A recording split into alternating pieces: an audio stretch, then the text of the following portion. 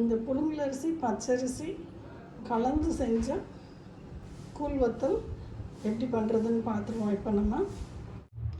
இப்போ இது வந்து இட்லி அரிசி புழுங்கலரிசி, இது பச்சரிசி, இது ஜவ்வரிசி, அதாவது அரையை விட கொஞ்சோண்டு கூட எடுத்திருக்கேன். இப்போ இதை எல்லாத்தையும் நம்ம இந்த சட்டியில் போட்டுடலாம்.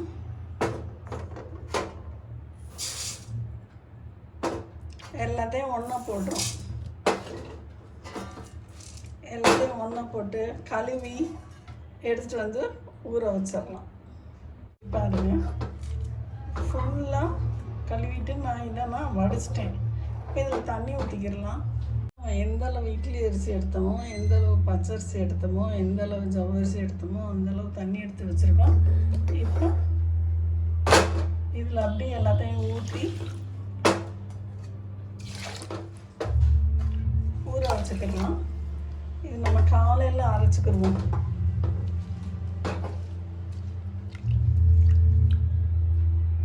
இது அப்படி பாருங்க, இது வந்து ஒரு அரை இன்ச்சு கூட தான் இருக்குது நம்ம இது பண்ணதை விட. ஆனால் நாளைக்கு இது ஃபுல்லும் இஞ்சி ஊறிடும். இப்போதைக்கு மூடி வச்சுருவோம், நாளைக்கு காலையில் பார்ப்போம். இது ஃபுல்லாக ஊறி இருக்குது, தண்ணி கொஞ்சம் தான் இருக்குது. இது வந்து ஜவ்வரிசி நல்லா நசுங்கிற அளவு ஊறி இருக்கு. இப்போ இதை நம்ம அப்படியே கிரைண்டரில் போட்டுக்கலாம். கிரைண்டரில் இந்த இதை இன்னும் நம்ம கொட்டிடலாம்.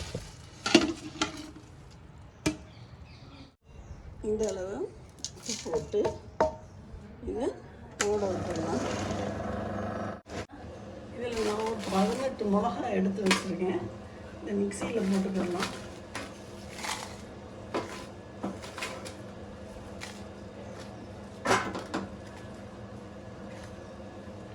இப்போ நம்ம கிரைண்டரில் ஊற்றி அரைக்கிறதுக்கு நம்ம எவ்வளவு பச்சரிசி புழுங்கரிசி ஜவ்வரிசி எடுத்தோமோ அந்தளவு எடுத்திருக்கேன்.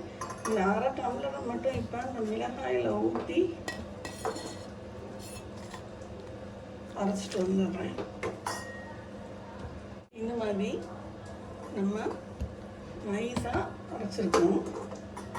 இதில் ஒரு டம்ளர் தண்ணியை ஊற்றி நல்லா திருப்பி ஒரு தடவை இந்த ஃபுல்லும் நம்ம சுற்றிட்டு வந்துக்கலாம். ஏன்னா அதில் நம்ம வலிக்க முடியாதுல்ல. இப்படியே நல்லா தண்ணி ஊற்றி கரைச்சி இந்த கிரைண்டரில் ஊற்றிடலாம். இதை அரைச்சிட்டோம், இந்த கிரைண்டரில் ஊற்றிடலாம். வாங்க, கிரைண்டர் ஆக்கிட்டு மிக்சியில் ஃபுல்லாக ஊற்றிடலாம். நம்ம இந்த இன்னொரு டம்ளர் இருக்குது தண்ணி, அதையும் நம்ம மிக்சியில் ஊற்றி கழுவி கிரைண்டரில் ஊற்றிடலாம். கிரைண்டரில் தண்ணியும் மூடி இருக்கிறதையும் கழுவி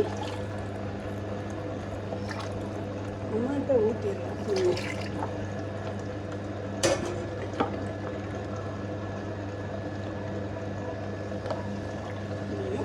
ஊற்றியாச்சு, எல்லாம் அரைக்கட்டும். அந்த 2.5 டம்ளர் பச்சரிசி புழுங்கரிசி ஜவ்வரிசி எடுத்து வச்சுருக்கோம். இப்போ இதை நம்ம சட்டியில் ஊற்றி கொதிக்க வச்சுக்கிறோம். சட்டி வச்சுருக்கோம். நம்ம இதில் நம்ம 2 டம்ளர் தண்ணி ஊற்றிக்கிடுவோம். இது ஒரு அரை டம்ளர் வச்சுருக்கோம். கிரைண்டரை கழுவி ஊற்றுறதுக்காக கிரைண்டரை கழுவி இந்த அரை டம்ளர் ஊற்றிக்கிடுவோம். இப்போ இதை நம்ம கொதிக்க வச்சுக்கிடுவோம். கொதிக்கட்டும்.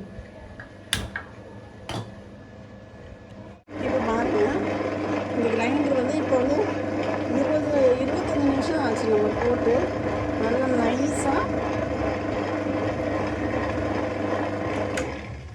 நமக்கு இப்போ 25 நிமிஷம் ஆச்சு. நம்ம வந்து நைஸாக அரைச்சிருச்சு. இது நம்ம இந்த கொதிக்கிற தண்ணியில் ஊற்றிடலாம். இந்த சட்டியில் எடுத்து வச்சுருக்கோம். இந்த கிரைண்டரில் தண்ணி ஊற்றிக்கணும். இதுக்கு ஒரு அந்த அரை டம்ளர் தண்ணி எடுத்து வச்சுருக்கோம்ல, அதை ஊற்றி ஒரு சுத்த விட்டு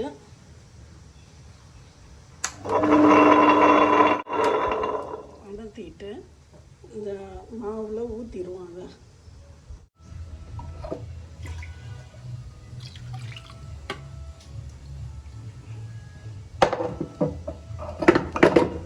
இப்போ தண்ணி பாருங்கள் நல்லா கொதிக்க ஆரம்பிச்சிருச்சு. இப்போ இந்த மாவு வச்சுருக்கோம்ல, அந்த கோல் ஊத்தல் மாவு, இது நல்லா இந்த மாதிரி கொதிக்க ஆரம்பிக்கும் போது நீங்கள் ஃபுல் மாவும் அப்படியே ஊற்றிடுங்க.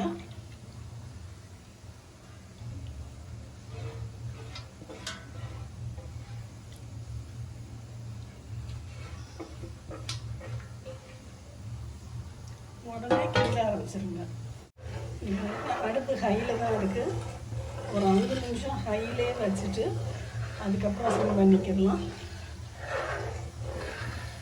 கைவிடாமல் கிண்டுங்க.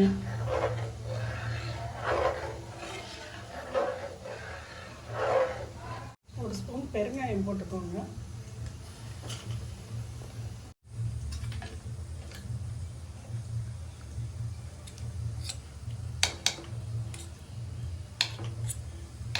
இப்படி கிண்டுங்க.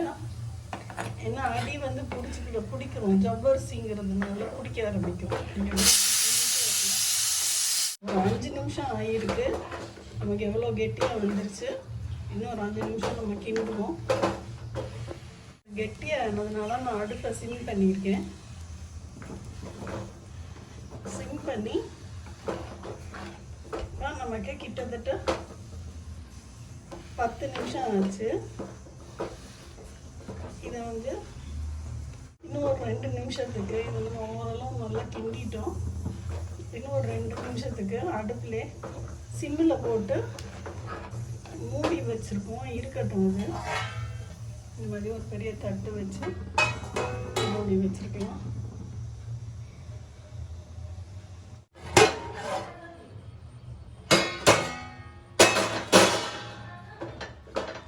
நமக்கு நல்லா வெந்துருச்சு. இப்போ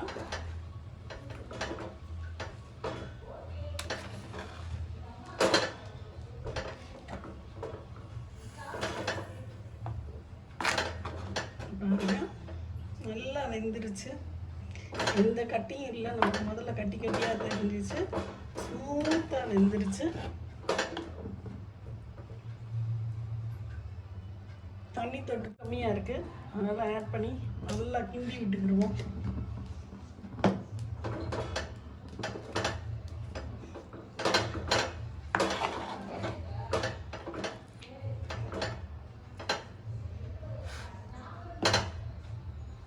பாருங்க, இந்த மாதிரி ஒரு தண்ணி வச்சுக்கோங்க. கையை முக்கி இப்படி வச்சு பாருங்க, எதுவுமே ஒட்டலை. மாவு நல்லா வெந்துருச்சு.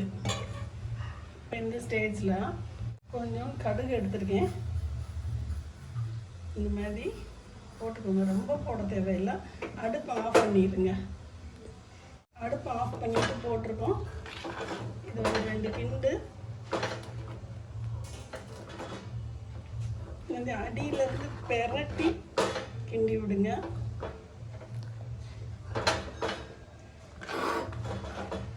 கிண்டிட்டு ஒரு 5 நிமிஷம் இதுக்கு ஒரு ரெஸ்டிங் டைம் கொடுங்க. ஏன்னா நமக்கு இங்கேயெல்லாம் கடுகாக இருக்குது. இதுக்கு ஒரு 5 நிமிஷம் ரெஸ்டிங் டைம் கொடுத்து மூடி வச்சுருவோம். ஒரு 5 மினிட்ஸ் இந்த தம்லேயே அது வேக்காது இருக்கட்டும். சூட்லேயே அது இருக்கட்டும்.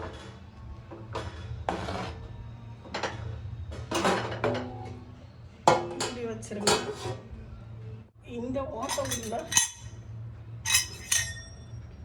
இந்த ஓட்டை உள்ள குடல் நான் எடுத்து வச்சுருக்கேன். இப்போ இந்த மாதிரி ஒரு துணி நம்ம புரிஞ்சுக்கிடலாம். வாங்க.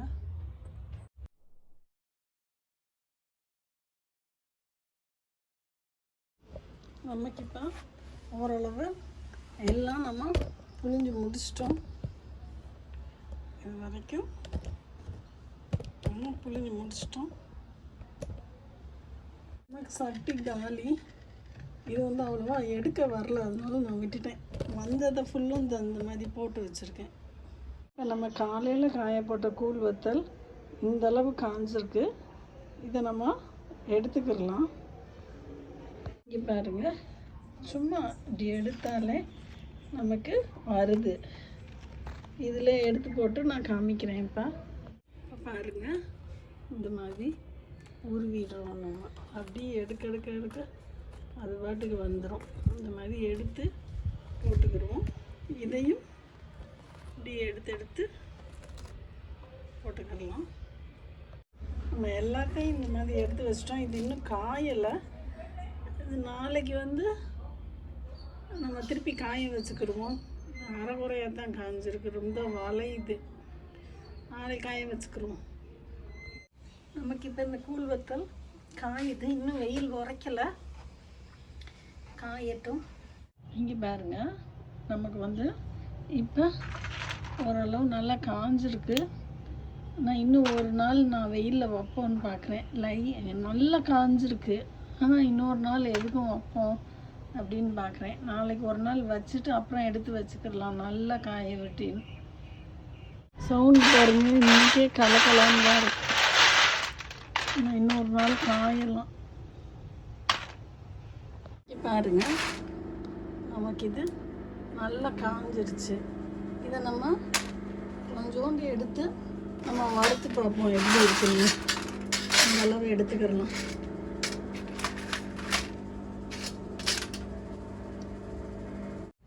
இப்போ நம்ம அடுப்பில் எண்ணெய் காய வச்சுருக்கோம், காயட்டும். காஞ்சப்புறம் நம்ம இதை போட்டுக்கிடலாம். நமக்கு இப்போ நல்லா காஞ்சிருச்சு.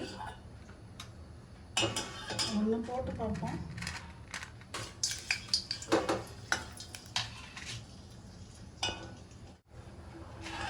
நல்லா காஞ்சிருச்சு. நல்லா மிச்சது எல்லாமே போட்டுடலாம். இப்போ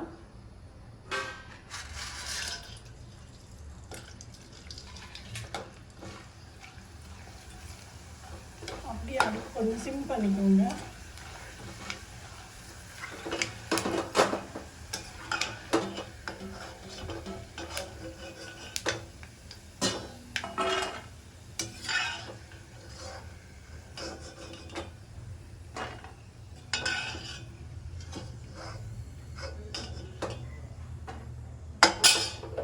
அவ்வளோதான்.